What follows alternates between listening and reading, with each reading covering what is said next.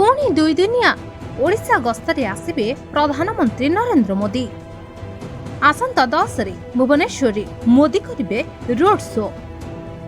सेहीपरि 11 तारिख रे बलांगीर रे साधारण सभा जोग देबे प्रधानमंत्री नरेंद्र मोदी।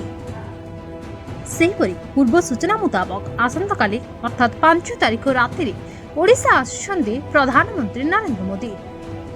राति 9:30 रे भुवनेश्वर विमान बंदर रे पहुंचबे प्रधानमंत्री।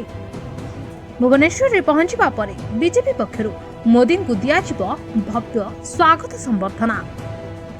हजार हजार लोकों संख्या रे विमान बंदर बाहरे मोदी को स्वागत करिवे। राजभवन रे राति रे रहिबे प्रधानमंत्री नरेंद्र मोदी। 6 तारिख सकाळु ब्रह्मपुर अभिमुखे बाहरी जिबे प्रधानमंत्री। प्रथमे ब्रह्मपुर रे विशाल समावेश रे जोग देबे। यापर नवरंगपुर रे मध्य बड़ जनसभा रे राज्यवासी को संबोधित करिवे प्रधानमंत्री। प्रधानमंत्री को उद्बोधन को अपेक्षा करछन्ती ओडिशावासी।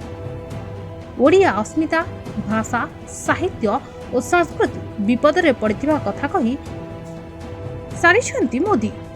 प्रधानमंत्री को ओडिशा गस्त को नहीं सरगरम हेलाणी राज्य राजनीति। Bureau report media voice.